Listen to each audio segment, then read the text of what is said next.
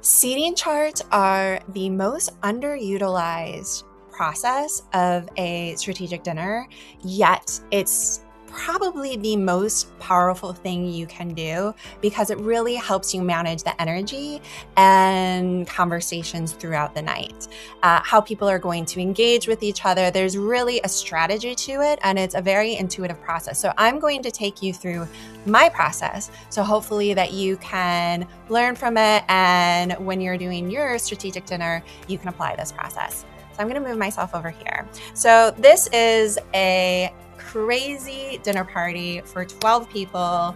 We're going to have some of the biggest names in tech at this party and the most unique personalities. So this is going to be a very interesting dinner to do the seating chart for. We've got, so what I suggest is you put all the names, list everybody down, then you put their firm. Then you're going to have the notes section. This note section is not necessarily like, who they are investing in or what their company does. You should probably already know that, or if you want to create another line. These are internal notes.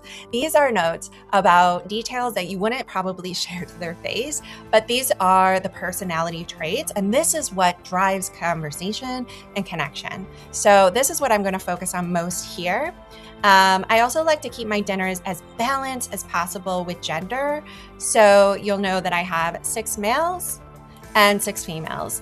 And then you're gonna also wanna make sure that you recognize dietary restrictions, because that you'll have to pass along to the kitchen. So we're gonna have, at this crazy dinner, we're gonna have Mark Zuckerberg. Mark likes to ride his electric surfboard, so maybe he'll roll up in that, and he might be wearing a wetsuit. Who knows? I'm going to make a note of that. Elon is definitely going to be inappropriate, so we're going to have to make sure that we seat him in a place where we can kind of like shield the inappropriateness. We got Lauren Sanchez Bezos. She loves expensive weddings, but she does not want to be referred to as Bezos' wife. She's also a attention seeker, so we'll want to make sure we sit her where she can get lots of attention. Sam Altman, optimistic doomer, we'll want to seat him where we can kind of shield him, where he doesn't bring down the whole table with his doom. Melanie Perkins, she'll come in looking with good design and quietly winning. She's a strong, we'll call her an anchor. We can maybe seat her around people that will need a bit of a lift. We've got Whitney Wolf Hurd. She's definitely going to wear yellow and may try to match make the guests. Could be a good or a bad thing. Anne from 23andMe, she's super brainy, but she might pitch to the table for more capital, so that could not fly. We got Mark Andreessen. He loves history, may turn the dinner into a manifesto. We got Elizabeth Holmes here. She's going to come with a police escort, so we'll want to make sure we can sit her where her guards can be next to her. We've got Reid Hoffman. Lovely person, but he may go around the table asking people to connect with on LinkedIn, and sometimes that doesn't always fly. Then we've got Brian Johnson. He is doing whatever he can to not die. And then we have me, the host and producer, and I will definitely talk about my favorite kite surfing spots and how to curate a table. So as we have all of the guest details and internal notes, and they're kind of personality quirks and twerks and their dietary restrictions as well, then we're going to move this guest list over to the seating chart, which I will take you through next. Here we're working with a king's table. So king's table is like a long rectangular table. I always recommend to cap the ends. That means to have heads at the end of the table. That creates a more inclusive conversations. There's no walls or ends to it.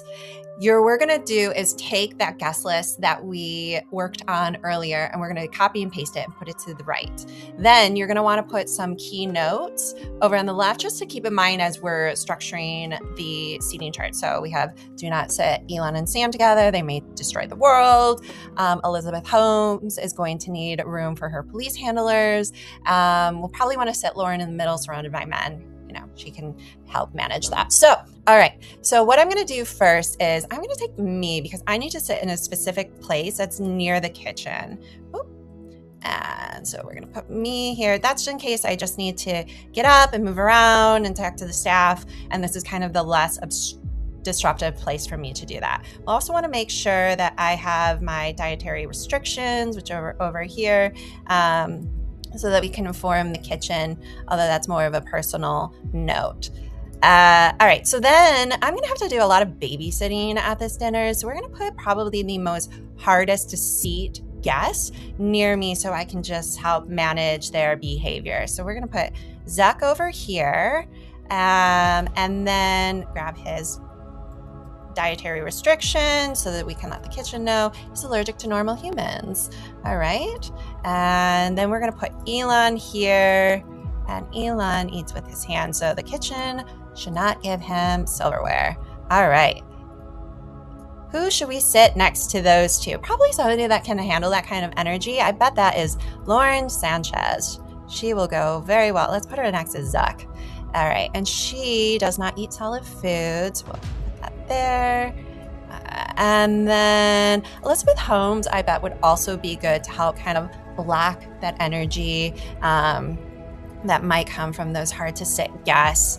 So her dietary structure, she loves bloody food. All right, we'll put that there.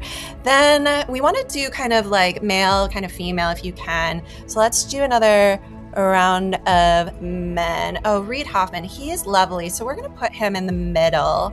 And the reason is we want like good energy in the middle because you can really cover a bunch of ground. He seems lovely.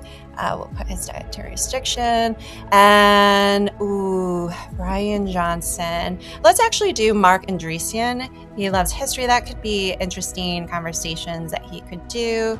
And his is he doesn't eat vegetables. Also, I bet Melanie Perkins, who's just lovely, would have lovely conversations with Reid Hoffman. So we'll put her over there. She doesn't have any restrictions. Oh, Whitney Wolf Herd, also great energy. Want to put that in the middle. She's allergic to tech bros. So probably okay next to Mark. I don't know. I might take one for the team. Then we have, who do we have left? Brian Johnson. We'll kind of put him over in the current corner. He only consumes olive oil, so we'll have to have the kitchen make a special order for that. Sam, we got to put him kind of at the end because he's an optimistic doomer. He only eats snails, and kind of like shelter that. And then I think the last one we have is Anne. And we'll put her at the other end just in case she tries to pitch the table and it, can't reach everyone. So yeah, and what's Anne's? She doesn't eat red meat. Okay, so this is what it should look like around the end. And there are no apps that can do this. This is all kind of intuitive processes. But yeah, this is how I would seat the craziest dinner party.